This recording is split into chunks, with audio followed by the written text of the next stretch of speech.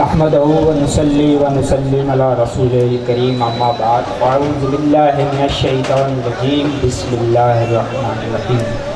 نسیم بھائی نے تو بہت کچھ آپ کے سامنے عرض کر دیا، بندہ تو ایک سیدھا سادہ عام سا آدمی ہے۔ گزارش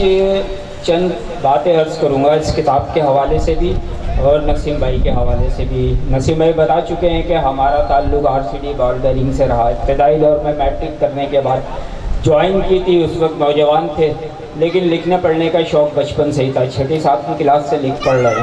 تو وہ شوق چلتا رہا، وقت کے ساتھ جو ہے نا مدارج طے ہوتے رہے اور آگے بڑھتا رہا۔ بہرحال وہ ایک الگ کہانی ہے۔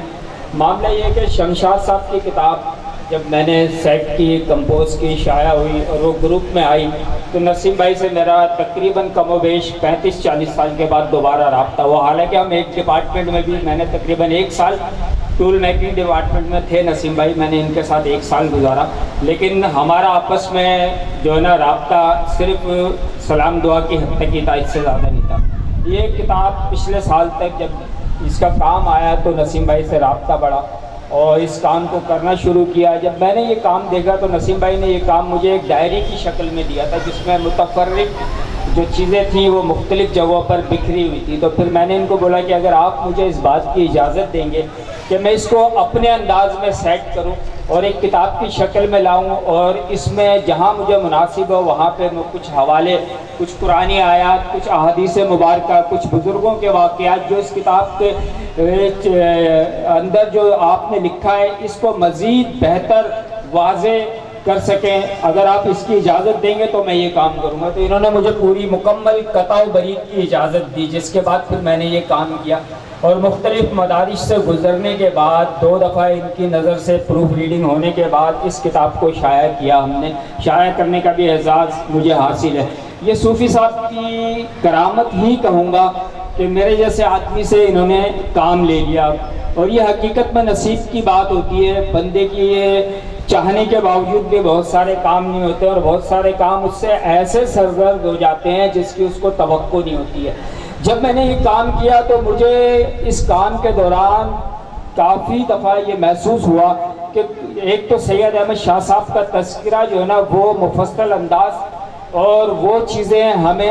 ہم تک نہیں پہنچ سکی جو کہ ہونی چاہیے، تو ان کے تذکرے میں ایک کمی ہمیں اس کے اندر یہ محسوس ہوئی۔ میں نے نسیم بھائی سے اس حوالے سے کئی بار گزارش کی کہ سید احمد شاہ صاحب جو حضرت صوفی جان محمد صاحب کے پیر و مرشد ہیں، ان کے بارے میں کوئی معلومات مزید مل جائے۔ بہرحال جتنی بھی ملی ہم نے کوشش کی کہ اس کو بہتر انداز میں پیش کیا جائے۔ اس کے علاوہ جو ہے نا صوفی جان محمد صاحب کا جو تذکرہ نسیم بھائی نے لکھا تھا، اس میں ایک چیز کی شدت سے مجھے کمی محسوس ہوئی، تو میں نے نسیم بھائی سے گزارش کی اور مجھے مطلب یہ فیل کئی دفعہ ہوا، مجھے کچھ، میں زیادہ گہرائی میں نہیں جاؤں گا، پھر لوگ جو ہے نا کہتے ہیں کہ یہ پوز کرنے والی باتیں ہوتی ہیں، زیب داستان کے لیے چیز کی اہمیت کو بڑھانے کی بات ہوتی ہے، لیکن بہرحال یہ اپنے اپنے یقین اور عقیدے کی بات ہے کہ بزرگان دین کے تصرف کے معاملات اپنی جگہ ایک اٹل حقیقت رکھتے ہیں، کوئی اس کو مانے یا نہ مانے۔ دنیا بھر کے اندر جب بہت سارے معاملات میں ناکامی ہو جاتی ہے تو انہی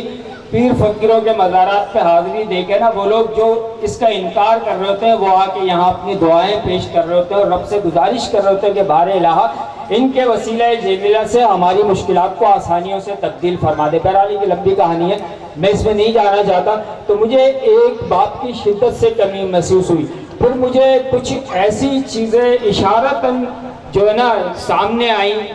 سمجھے کہ آپ جو ہے نا اس کتاب کو دیکھیے۔ تو پھر میں نے نسیم بھائی سے گزارش کی کہ مجھے سیرت فخر العارفین لا کر دیں، میں دیکھوں اس کو دیکھنے کے بعد وہ جو کمی اور خامی محسوس ہو رہی تھی وہ اس باب کی شکل میں نے اس کتاب کے اندر اپنے انداز میں پوری کیا۔ الحمدللہ جتنا بھی میٹر ملا ہم نے اس کو کوشش کی کہ ذمہ دارانہ طریقے سے جو ہے نا اس کام کو آپ تک پہنچایا جائے۔ اچھا، اس کام کی ذمہ داری لیتے وقت جب نسیم بھائی نے مجھے ڈائری دی تھی، میں نے خاص طور پہ ایک بات نوٹ کی۔ عموماً جو ہے نا رجحان لوگوں کا یہ ہے، ہمارے ایک دوست کہتے ہیں کہ پیر خود نہیں اڑتا، مرید اڑاتے ہیں۔ کہنے کا مقصد یہ ہے کہ پیروں سے منسوب واقعات، شرک عادات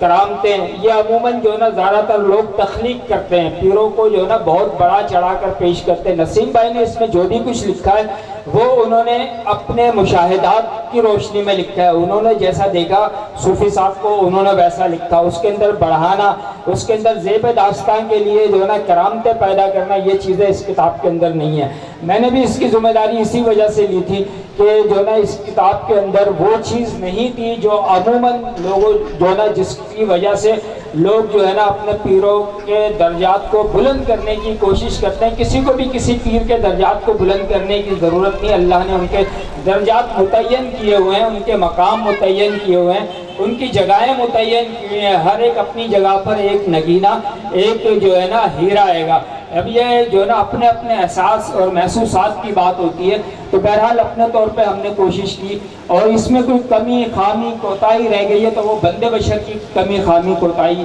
شمار کرنی چاہیے۔ میری گزارش ہے اس سے کہ بہت ساری چیزیں یقیناً رہ گئی ہوں گی، کبھی بھی کوئی تذکرہ انسانی کوشش ہے اور اس کے اندر بشری تقاضوں کے مطابق کمی خامی کوتاہی رہ جاتی ہے، تو یقیناً اس کے اندر بھی بہت ساری چیزیں صوفی صاحب کی ذات کے حوالے سے، ان کے جو ہے نا کردار کے حوالے سے، ان کی فکر کے حوالے سے رہ گئی ہوں گی۔ تو میری گزارش یہ ہے کہ یہ کام کوئی حرف آخر نہیں ہے، یہ کوئی آخری کام نہیں ہے، یہ تو ابتدا ہے، اور یہ نسیم بھائی کی کوشش اور اس کی محنت کا صلہ ہے کہ انہوں نے جو محسوس کیا اس کو انہوں نے تحریر کیا۔ یہ دعوت عام ہے، آپ حضرات بھی جو اگر کوئی ایسی چیز ہے اس کو تحریر میں لائیے، اس کام کو مزید آگے بڑھائیے، وہ چیزیں جو رہ گئی ہیں وہ آگے چلے جائیں گے، بجائے اس کے کہ اس کتاب پر تنقید کی جائے یا اس میں کمی خامی کوتاہی تلاش کی جائے۔ اس سے بہتر کیا یہ نہیں ہے کہ اس کام کو مزید بہتر انداز میں جو رہ گیا اس کو سمیٹ لیا جائے۔ تو میری گزارش ان احباب سے جو کوئی کمی خامی کوتاہی محسوس کرتے ہیں وہ اس کام کو آگے بڑھائیں۔ باقی اللہ تبارک و تعالیٰ دلوں کے حال بہتر جانتا ہے، وہ نیتوں سے بھی واقف ہے کہ یہ کام دنیاوی نمود و نمائش کے لیے کیا گیا یا جو ہے نا اللہ اور اس کے رسول صلی اللہ علیہ وسلم کی رضا کے لیے کیا گیا۔ یہ چند ایک باتیں ہیں جو میں نے آپ کے سامنے عرض کی۔ میں گزارش کروں گا حضرت سے کہ 2-4 کلمات خیر فرمائیں، اس کے بعد پھر تقریب کو آگے بڑھایا جائے۔